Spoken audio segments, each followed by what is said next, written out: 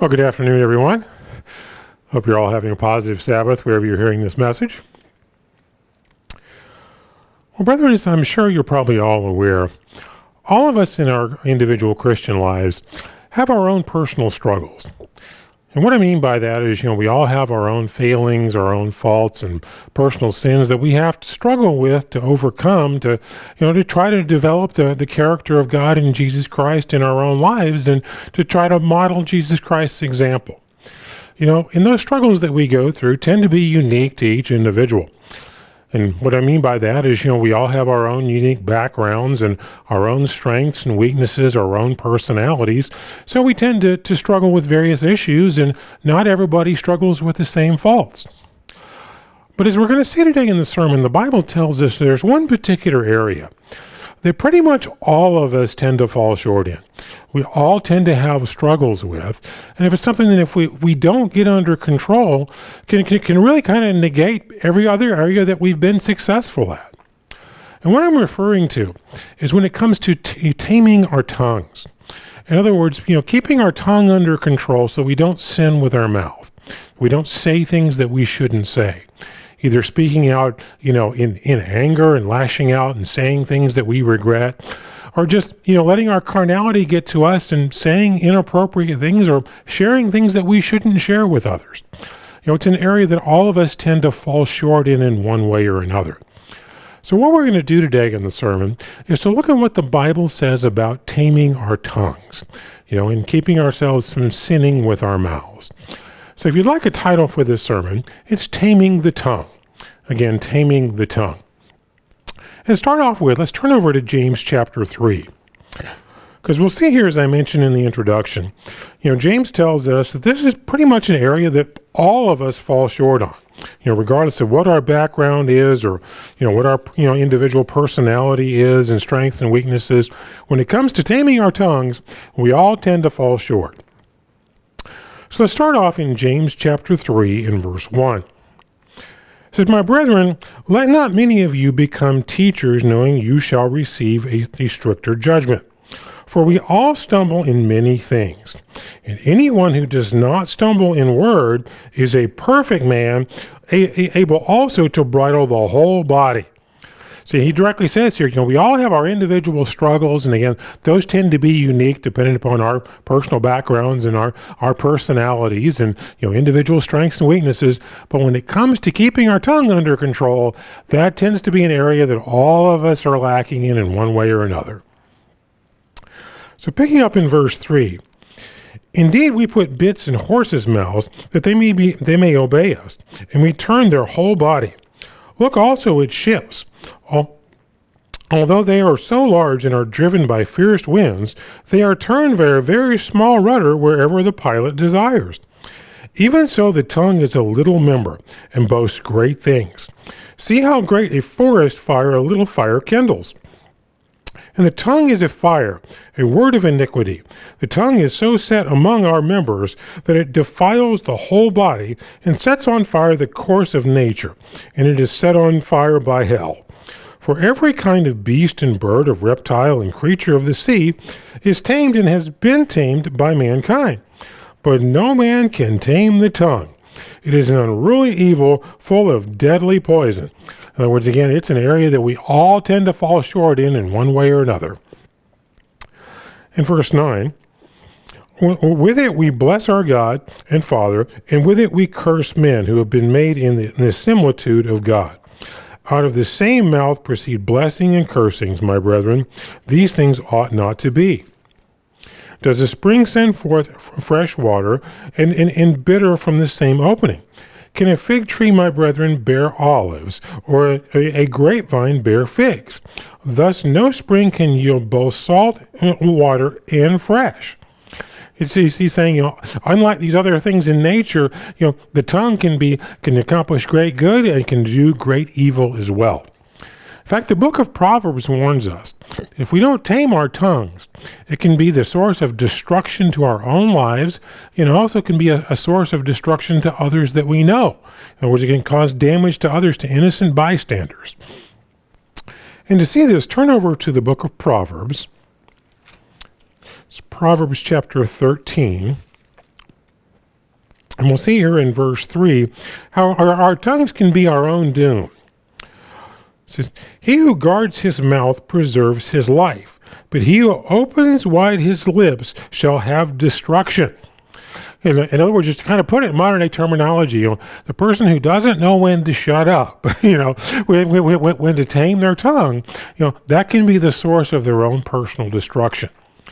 But see, it can not only be a source of destruction for our own lives, it can also be something that destroys the lives of our friends and neighbors, of other people that we know, simply because, we shoot our own mouths off, to put it in modern day terminology.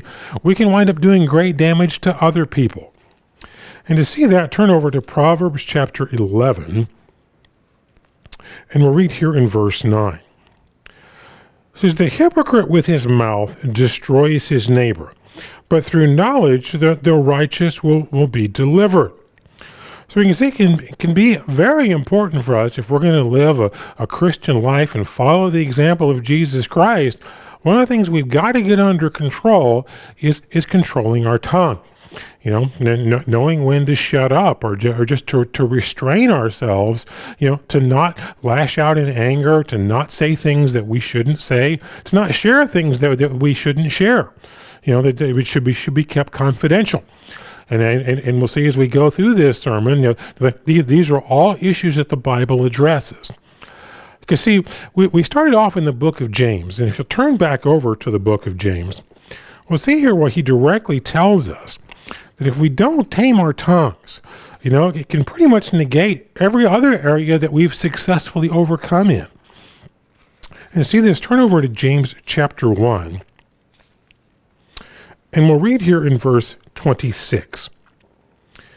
If anyone among you thinks he is religious and does not bridle his tongue, he deceives his own heart, and this one religion is useless.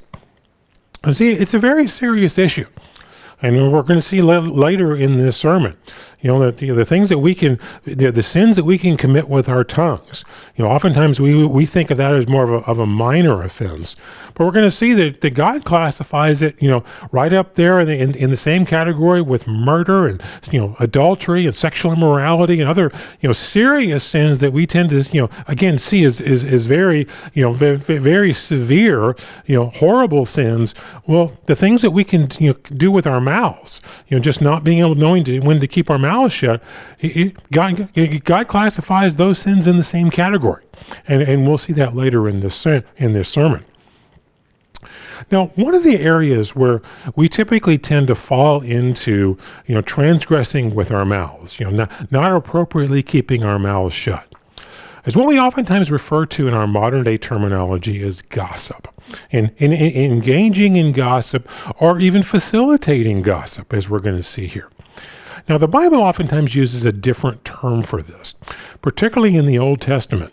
You'll oftentimes see the term a talebearer. Again, that's not a term that we typically use in our modern day English. Again, we oftentimes refer to someone who is a gossip or a busybody, but we won't tend to use the term talebearer. But as we're going to see when we dig into what the Bible means with the term talebearer, it covers a number of concepts that, again, we tend to kind of put under the category in modern day terminology of a gossip. And to see this, turn over to Leviticus chapter 19. So Leviticus chapter 19, and we're going to see here that Moses, passes on instructions from God here in terms of, again, what we would typically refer to as gossip, in our modern day terminology. He's going to refer to it as a talebearer. But what we're going to see here is he covers it from both angles. And what I mean by that is it's not just the individual who actively engages in the gossip, in gossiping about other people. It's also a prohibition that we shouldn't facilitate it or even stand by idly, and basically enable others who are gossiping. And to notice this, let's look in Leviticus 19 in verse 16. It said, "You shall not go about as a talebearer among your people, nor shall you take a stand against the life of your neighbor. I am Jehovah." Now, as we're going to see as we go through this sermon, In the Old Testament, the word talebearer is used a number of times.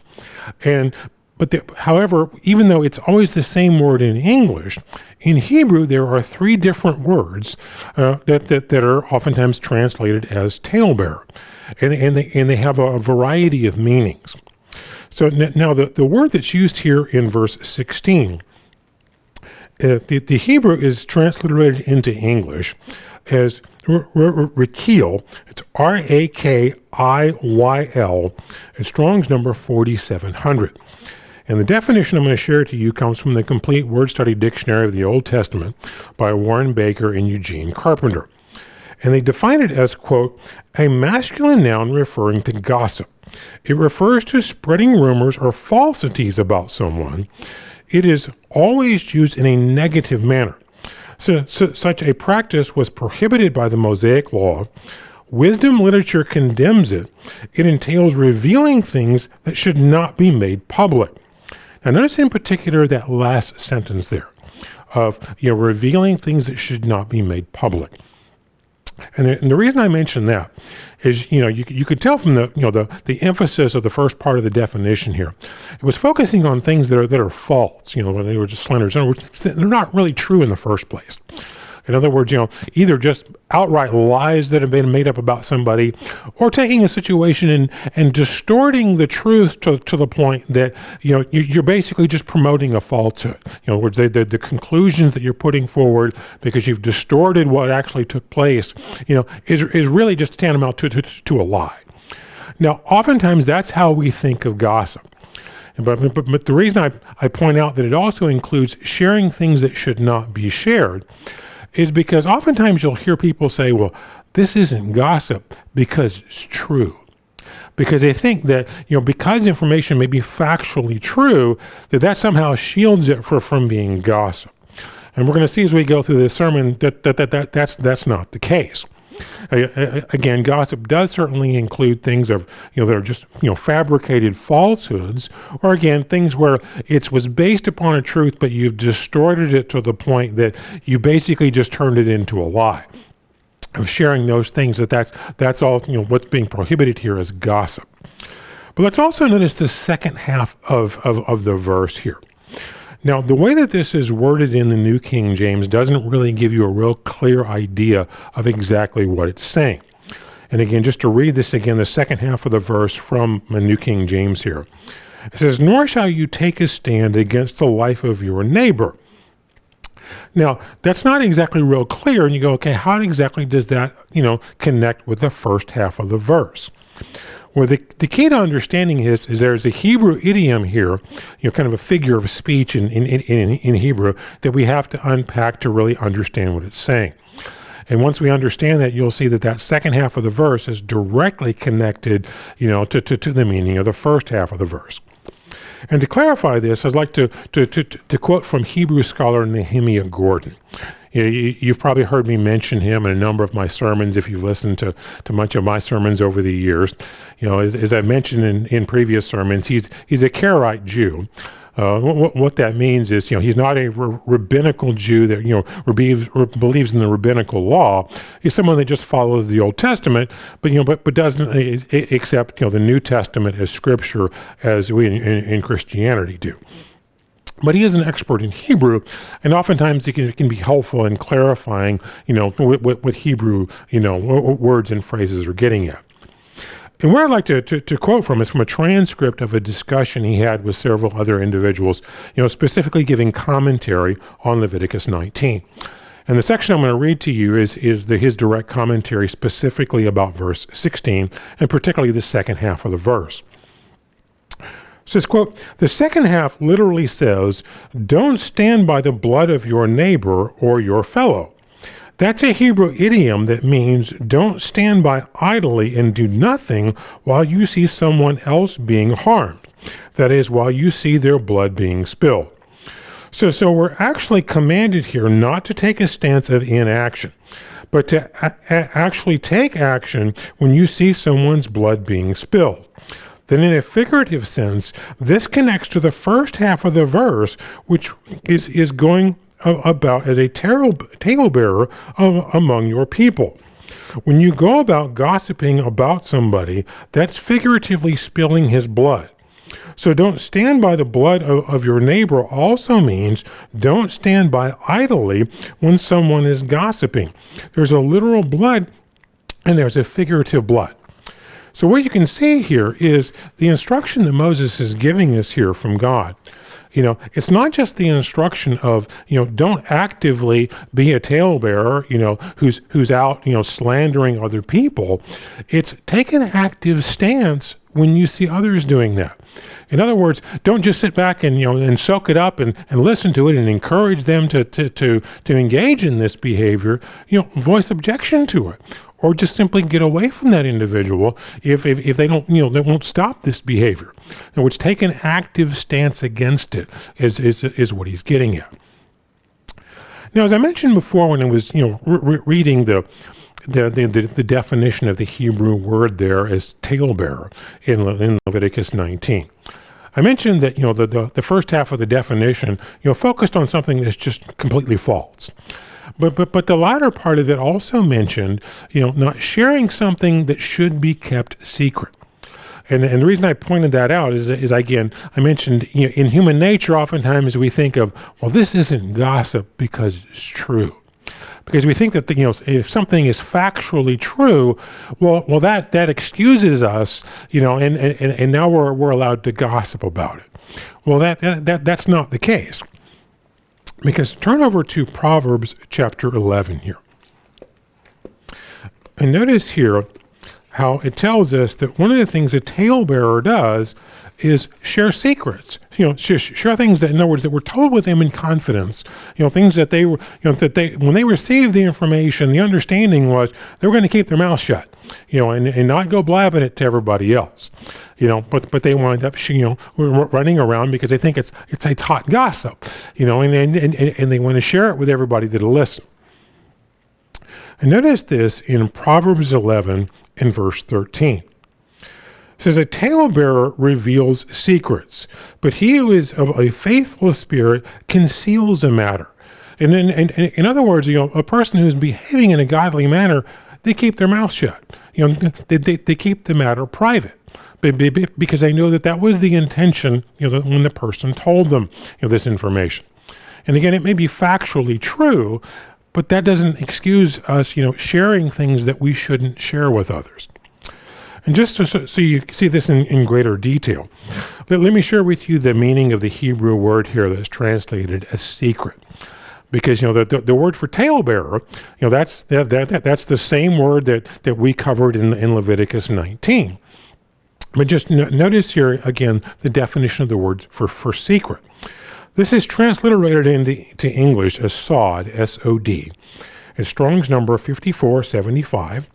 And again, the definition I'm going to read to you comes from Baker and Carpenter. And they define it as, quote, a masculine noun meaning counsel. Confidentiality is at the heart of this term. According to Proverbs 25, verse 9, information shared in confidence should remain confidential. Yet gossip makes it difficult to do this. Elsewhere, this term reflects a more general meaning of counsel, which is viewed as essential to successful planning. And the point I want you to see in this is, again, just because something may be factually true, doesn't excuse us. We can't fall into that excuse of, well, this isn't gossip because it's true. Because that's not really the question to be asking. The question is this something that's appropriate to be shared? Was I told this information in confidence, and the person who shared it with me, requested that it not be blabbed to the world. Maybe they considered it, something personal, maybe it would be embarrassing to them, or just something that was sensitive to that person for one reason or another, and they simply requested that it not be shared. And see, one of the prohibitions of being a talebearer here is, again, just keeping our mouth shut and not sharing those things. And you might have noticed as I read through the definition there, it referred to Proverbs 25 and verse 9. So let's just take a look at that and see another important principle here in referring to gossip. It's Proverbs 25 We'll actually start reading in verse 8. It says, "Do not hastily go to court, for what will you do in the end when your neighbor has put you to shame? Debate your case with your neighbor himself. Do not disclose this secret to another." And again, this is the same Hebrew word for secret. "Lest he who hears it expose your shame and your reputation be ruined." Because see, what it's also illustrating here is another important principle. Because notice it says if you have an issue with another individual, go to that person and try to work it out with him, rather than sharing it with everyone else. Because what so often happens with human nature is, what's one of the tendencies we tend to fall into as carnal humans? We have a beef with another person, and instead of going to that individual, and addressing, whatever grievance or beef we have with that individual, instead we share it with everybody else, except that person. And the only person who can work out that dispute or solve whatever it is our grievance is about is the person we have the grievance with.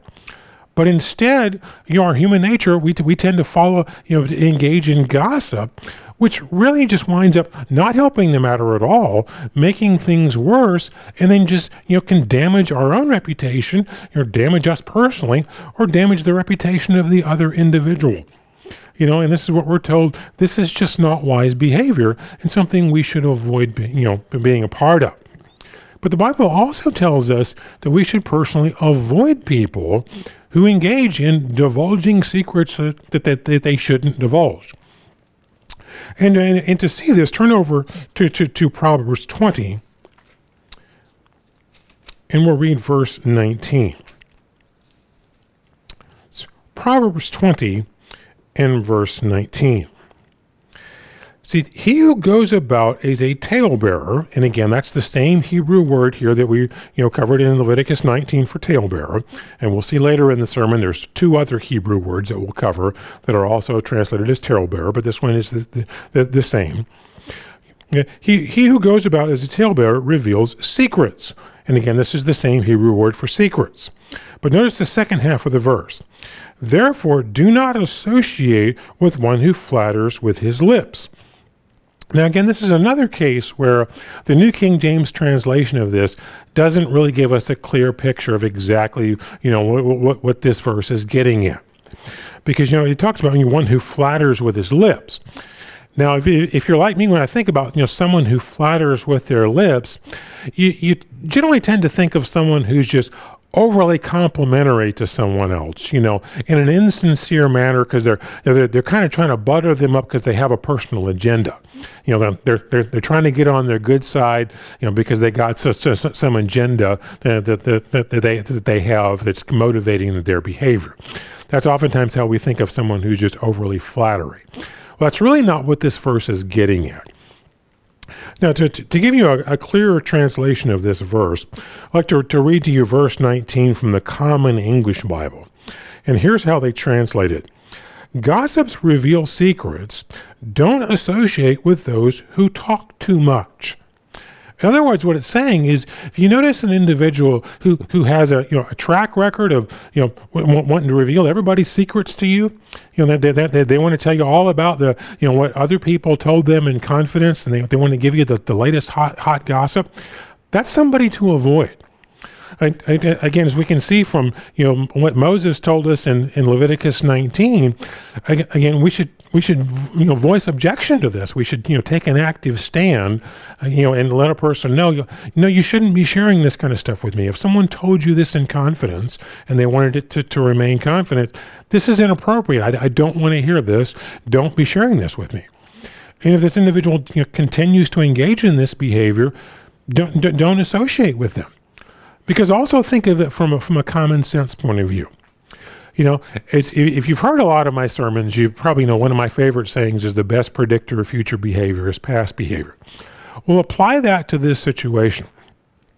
If you know an individual and they're oftentimes, coming to you, revealing what you know from the conversation is something that was, told to them in secret, with an understanding of confidentiality, but they're breaching this confidentiality and they're always coming to you and wanting to share this. Well, guess what they're doing with the things that you share with them? That you're asking them, not to blab to everybody else. I mean, you're seeing in action, basically a commercial for how they're going to behave when you're not looking, and what they're going to do behind your back. So the wise thing to do is, once you see someone who has a track record for this, stop associating with them.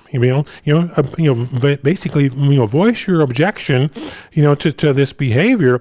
And if they're not willing to change this behavior, well, then distance yourself from them. Again, it's just for your own protection. And see, another thing that we need to be aware of, again, just an idiosyncrasy of human nature, is that gossip can be enticing. Because if you just think about, oftentimes, just today, if you go to like a magazine rack, in like a bookstore or something, or even see sites online, well, what you'll oftentimes see is, publications that are dedicated to gossip. There's organizations like TMZ that we have in the U.S. If you're not in the U.S., you may not be as familiar with them, but that's an organization that's basically just dedicated to celebrity gossip. And they're always trying to, give you the latest details about some celebrity. But it's typically not, well, look at this individual, they've got a wonderful marriage, and look how successful their kids have gone, and, what a good example they set. That's not what they want to tell you about. They want to tell you about the affair that this person's engaging in, or, some, secret sin that they have, and try to expose all of this. One of the reasons why these kind of sites are popular is because gossip can be very enticing to human nature. In fact, we're going to see that the Bible refers to it as tasty trifles. It's a term the Old Testament uses. And again, that's not necessarily a term we use in everyday terminology today. But just think of it in terms of like your favorite snack or dessert. I mean, just to share something personal, for me, one of the things I tend to like is chocolate, or things that are covered in chocolate. You get like chocolate covered raisins, or chocolate covered dried cranberries, or chocolate covered nuts or something. And I have to be careful if I get something like that, because if I get a big bag of it, it just kind of becomes addictive. And I'll just wipe the whole thing out, before I've even thought much about it, because it's just so enticing, you can't stop eating it. Well, what the Bible tells us is that's kind of how gossip works to our carnal human nature. If we're not guarding ourselves in this regard, we tend to get sucked into gossip, because our human nature just finds it enticing. And to see that, turn over to Proverbs chapter 18. It's Proverbs chapter 18 and verse 8. So the words of a talebearer are like tasty trifles. In other words, they're like our favorite dessert. And they go down into the inmost body. Now, another thing that we can learn from this verse, is, as I mentioned previously in the sermon, there are three different Hebrew words that are all translated into English, at least in my New King James, as the word talebearer. Now, in this case, the Hebrew word that's translated as talebearer is transliterated into English as Regan. It's R-A-G-A-N. It's Strong's number 7279. And again, the definition I'm going to read to you comes from Baker and Carpenter. They define it as, quote, a verb meaning to gossip, to complain. It refers to Israel's complaining, murmuring in the wilderness against the Lord. It indicates excessive complaining in a way that evokes relational problems among persons. It means a gosperer, a whisperer, a trouble causer. It describes an act of criticism, complaining, fault finding. Now notice that the definition of this one didn't say anything about, it being necessarily, false, slanderous information. Because again, we oftentimes, as I mentioned before, think of gossip in terms of, just things that are just lies and then are false. Because you'll oftentimes hear people say, well, this isn't gossip because this is true. Well, notice that this word, these can be totally factual things that are being referred to here, but it refers just like the ancient Israelites just complaining. Well, we won't take the time to go through these, those examples with ancient Israel, but it's oftentimes what they're griping about is, well, I'm thirsty, or I'm hot, or I'm hungry, or I'm tired of wandering in the wilderness and such.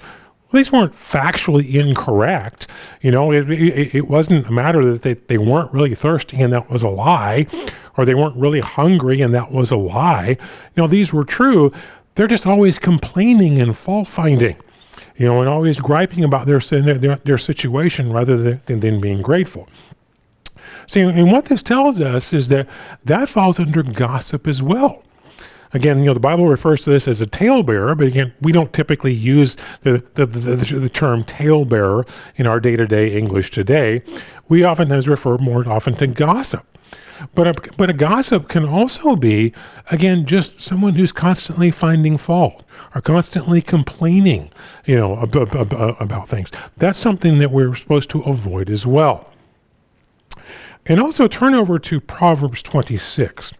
Because we'll see here, this verse basically repeats what we just covered here, but it also uses another different term for the English word talebearer. And this is the way we can cover all three of the terms that are used as, they're translated as talebearer. And this is Proverbs 26:22. It says, the words of a talebearer are like tasty trifles, and they go down into the inmost body. Now, as you can see, this basically says the exact same thing that we just read in Proverbs 18. But in this case, the Hebrew word that's translated as talebearer is transliterated into English as nirgan. It's Nirgan. It's Strong's number 5372. And again, the definition I'm going to read to you comes again from Baker and Carpenter. It says, a masculine noun indicating a gossiper, a slanderer. It depicts a person who harms others by attacking them verbally falsely. It indicates a person who whispers things that will harm others, things that should be kept secret, creating tension and strife.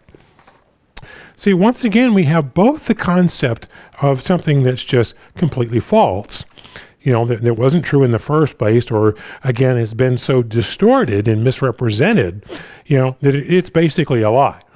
It's not only that, it's again including the concept of just sharing something that should be secret. It should be kept confidential, something that was never intended to be shared. So again, we can't use the excuse that, well, this isn't gossip because it's true. Because things that are true can be gossip as well. And again, as we covered previously, they can be very destructive to ourselves and to other people's lives as well. And it's important for us when we look at this subject, because oftentimes, we tend to look at gossiping, even when we engage in it or justify it ourselves, we look at it as a more minor issue. We don't think of it as a sin that would be equated with like murder or sexual immorality. But in reality, that's how God classifies it. And to see that, turn over to Romans chapter 1. Romans chapter 1, and we'll start reading in verse 28.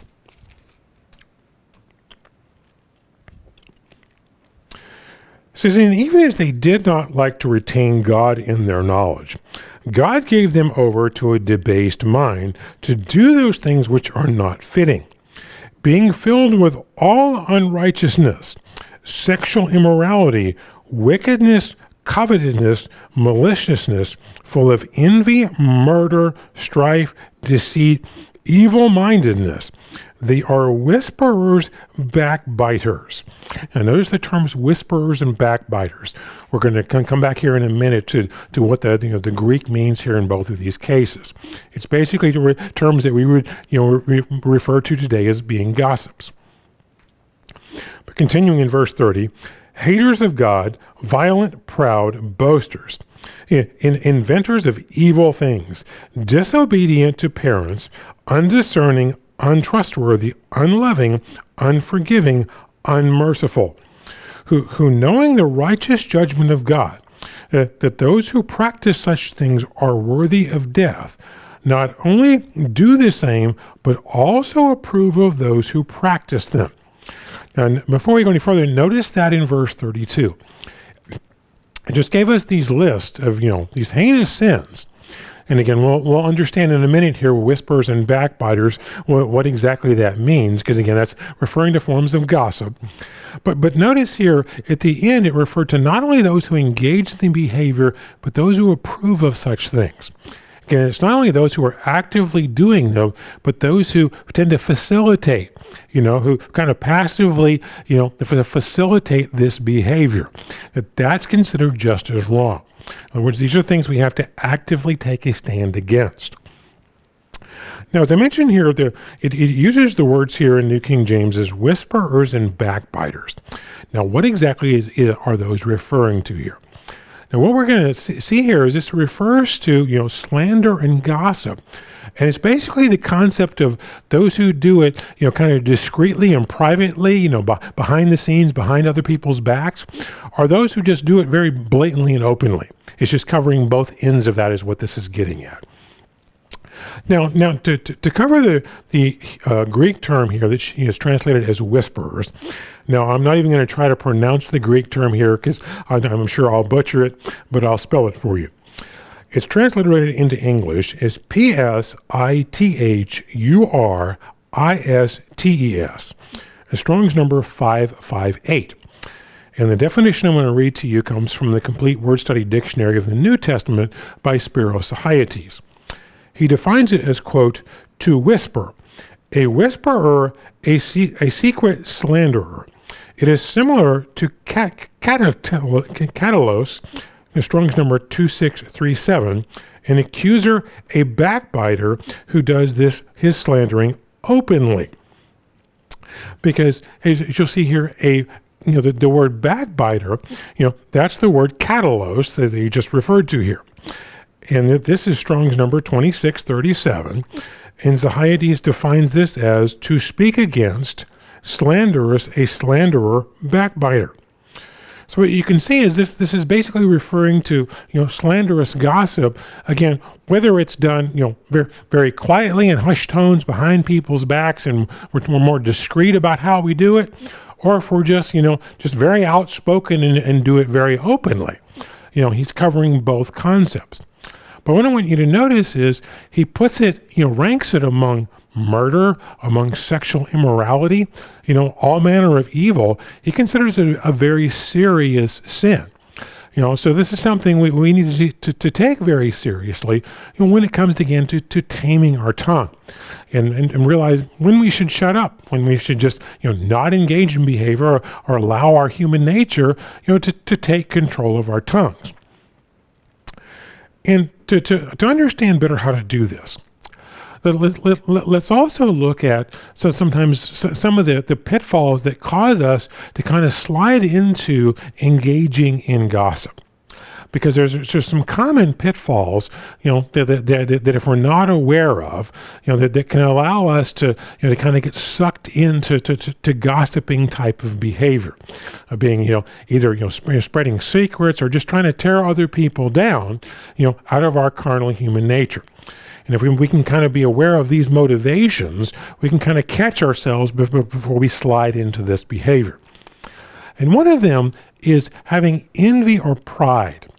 In other words, being kind of, in one way or another jealous of something somebody else has, or just having a desire to exalt ourselves.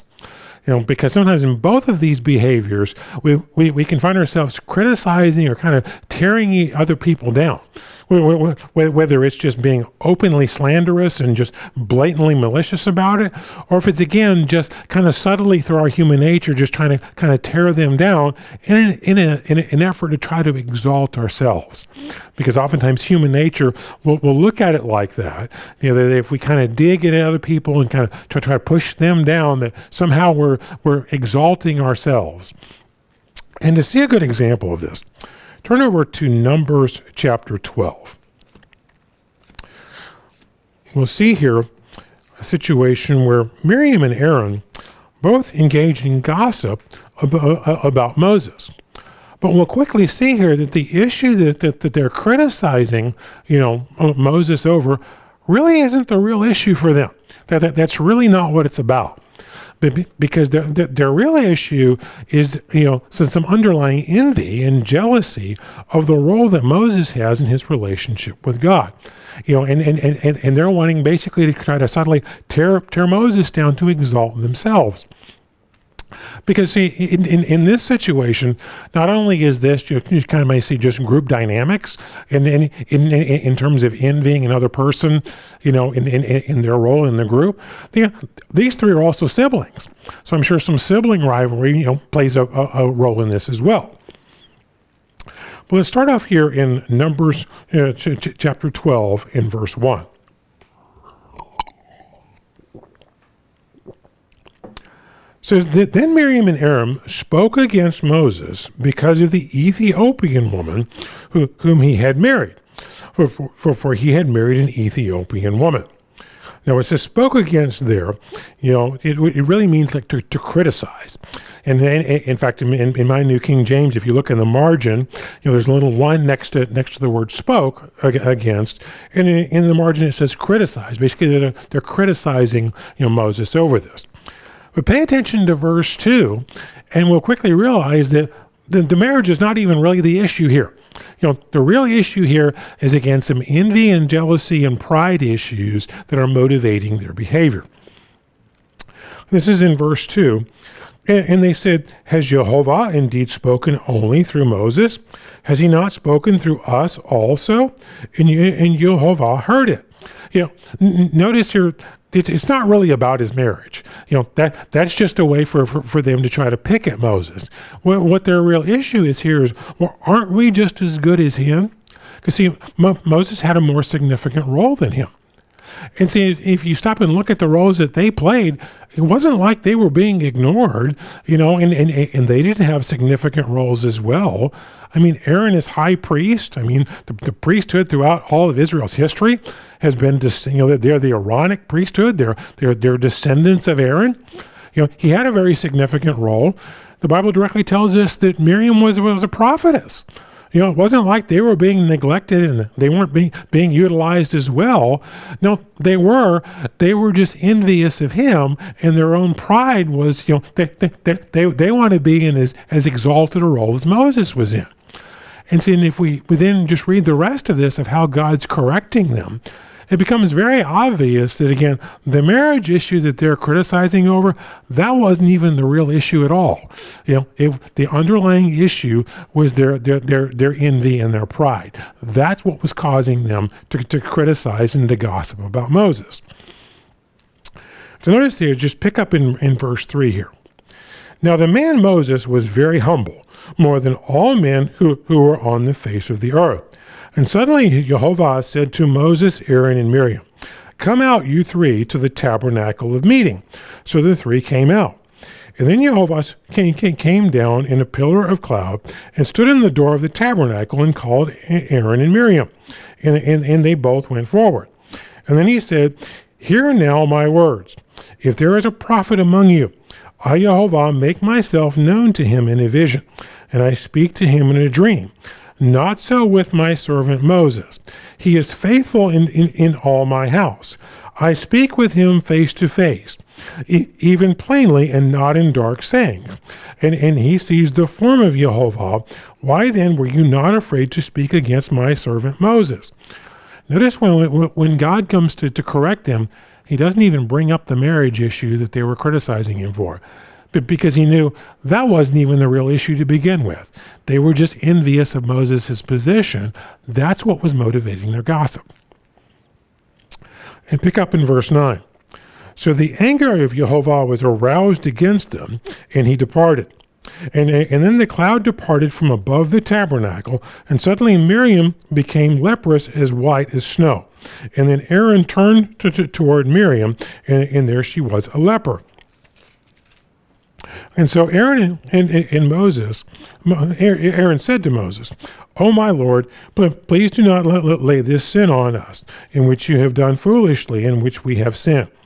But please do not let her be as one dead, whose face is a half consumed when he comes out of his mother's womb." So Moses cried out to Jehovah, saying, "Please heal her, O God, I pray." And then Jehovah said to Moses, "If her father had put spit in her face, would she not be ashamed 7 days? Let her be shut out of the camp 7 days, and she may be received again." So Miriam was shut out of the camp 7 days, and the people did not journey on. Miriam was brought in again. And afterwards the people moved from Hazeroth and camped in the wilderness of Paran. So you can see here what was motivating their behavior. This wasn't about a marriage. That was just an excuse to find fault with Moses, because what the real issue was is they had envy of Moses' relationship with God, and basically the leadership role that he had in Israel. And they basically were trying to criticize him to try to kind of tear Moses down to make themselves equal with him. That was what was causing this behavior. And to see another example of this, turn over to 3 John.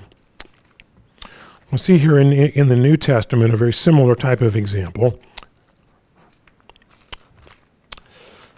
This is 3 John, and we'll start reading here in verse 9. It says, "I wrote to the church, but Diotrephes, who loves to have the preeminence among them, does not receive us. Therefore, if I come, I will call to mind his deeds which he does, prating against us with malicious words. And not content with that, he himself does not receive the brethren, and forbids those who wish to, putting them out of the church. Beloved, do not imitate what is evil, but what is good. And he who does good is of God, but he who does evil has not seen God." So what you can see here, what's motivating Diotrephes' behavior here is, again, this desire for the preeminence. It's pride. It's a desire to exalt himself over others. And he tries to accomplish this, by gossiping about the apostles and finding fault, trying to tear them down in an effort to try to exalt himself. And to see that, let me share with you the Greek word here that's transliterated into preeminence in English. This word is transliterated into English as philoproteo. It's Philoproteuo. Strong's number 5383. And the definition I'm going to read to you comes from the Complete Word Study Dictionary of the New Testament by Spiros Sahaites. He defines it as, quote, "to be first preeminent, to love to have preeminence." To put this in, you might say, more modern-day terminology, Diotrephes wanted to be the alpha male. He saw himself as someone who should be in the limelight, who should be exalted, and should be in charge. And he wants to exalt himself. So what he does is he engages in, basically gossip towards the apostles. Because notice in verse 10, where it talks about prating against us with malicious words. Now, the Greek word there for prating against is philareo. It's Phluareo, Strong's number 5396. And again, I'm going to read you a definition from Sahaites. He defines it as, quote, "to overflow with talk, chatter, prattle, to blabber, chatter, talk in the idle, trifling manner against someone, talking idly or falsely, In other words, he's gossiping, he's finding fault, with them.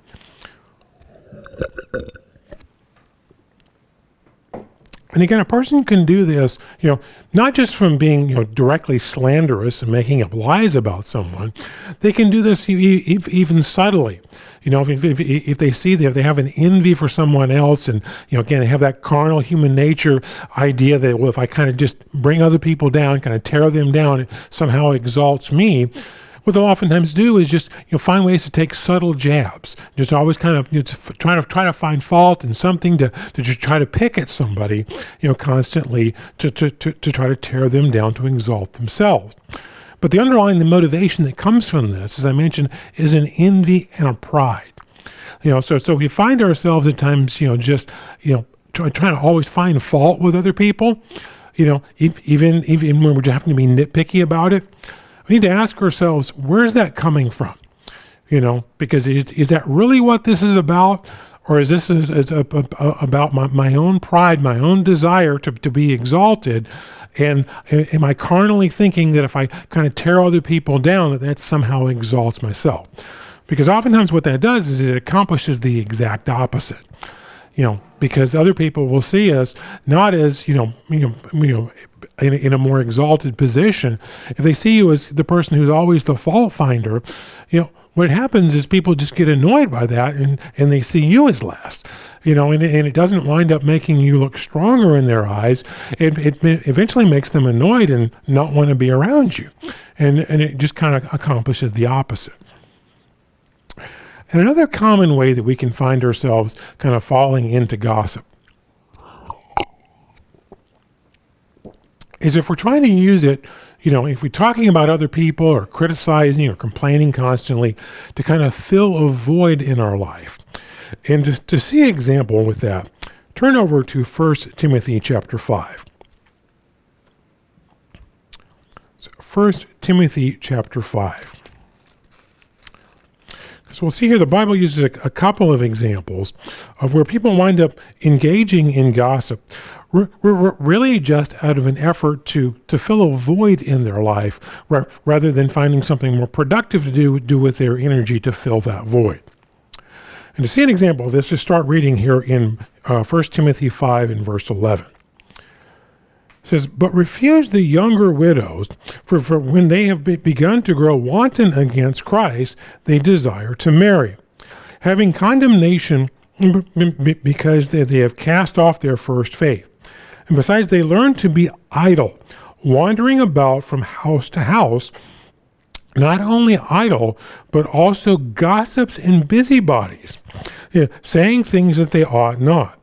Therefore I desire that the younger widows marry, bear children, manage the house, give no opportunity for the adversary to speak reproachfully. For some have already turned aside after Satan." Because notice how he talks about being idle, and then falling into being, a gossip and a busybody. This is someone who's basically trying to fill a void in their life by meddling in everyone else's business, and finding fault with others. Because notice here how Paul says, what they should be doing instead, get married, raise children, basically the concept being, focus your energy on something productive. Find something productive and helpful to do rather than trying to fill that void by being a busybody and wind up engaging in destructive behavior to other people's inner selves. And to see another time where Paul addresses this, turn over to 2 Thessalonians chapter 3. It's 2 Thessalonians chapter 3. And we'll see here again where, being idle, having kind of an empty void in our lives can wind up falling into the pitfall of gossiping about other people. And this is starting in verse 6. "But we command you, brethren, in the name of our Lord Jesus Christ, that you withdraw from every brother who walks disorderly, and not according to the tradition which you have received from us." Now, if we keep reading through this, we'll see what he means by being disorderly. It's just basically being lazy, and not working when you're capable of working. In verse 7, "For you yourselves know how you ought to follow us, For we were not disorderly among you, nor did we eat anyone's bread free of charge, but work with labor, toil, night and day, that we might not be a burden on any of you. Not because we do not have authority, but to make ourselves an example of how you should follow us. Notice he's working to support himself is basically what he's referring to here. Because again, being disorderly is being lazy and not working. In verse 10, for even when we were with you, we commanded you this, if anyone will not work, neither shall he eat. For we hear that there are some who walk among you in a disorderly manner, not working at all, but are busybodies. In other words, instead of finding something gainful to do and be productive where they can support themselves, they're filling that void by being a busybody in other people's lives. And pick up in verse 12. Now those who are such we command and exhort, that through our Lord Jesus Christ, that they work in quietness and eat their own bread.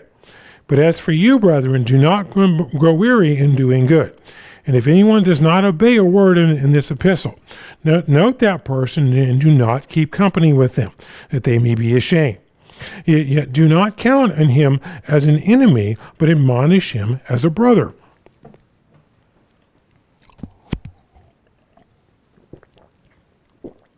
So once again, we see the instructions. When the Bible addresses this issue of engaging in gossip, it's not just the issue of telling us not to actively engage in it ourselves. It also repeatedly commands us not to facilitate this behavior or enable this behavior in other people. In other words, if someone's coming to you constantly with gossip, voice an objection to it. Try to be tactful and nice about it to reach that person, but voice the fact that you think this is inappropriate and you don't want to engage in this behavior. If they're wanting to share with you, things that or something that someone else shared with them in confidence, that it's a secret that they shouldn't be sharing, tell them you don't appreciate them doing this and you don't want to hear it. And again, if they won't stop engaging in this, as you can see, we've read repeated instructions throughout the Bible that what you do is you distance yourself from that person. Again, you get away from facilitating that behavior. Because see, what we always want to remember is that God uses a scale when it comes to judging us. He basically describes it as with the same measure we use, he will measure back to us. So we don't want to be involved in gossiping or tearing down other people, inappropriately criticizing them and such, because we don't want to be treated that way ourselves. And again, God directly tells us he's going to measure back to us, how we treat other people. And to see that, turn over to Matthew chapter 7. So Matthew chapter 7. And we'll start reading in verse 1. It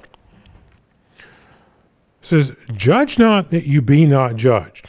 For with the judgment you judge, you will be judged. And with the same measure you use, it will be measured back to you. Why do you look at the speck of your brother's eye, but do not consider the plank in your own eye?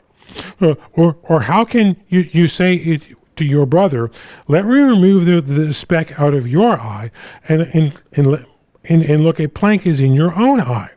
Hypocrite, first remove the plank from your own eye, then you will be able to clearly see to remove the speck out of your brother's eye. Do not give what is holy to dogs, or cast your pearls before swine, lest they trample them under their foot and turn the tear to you in pieces.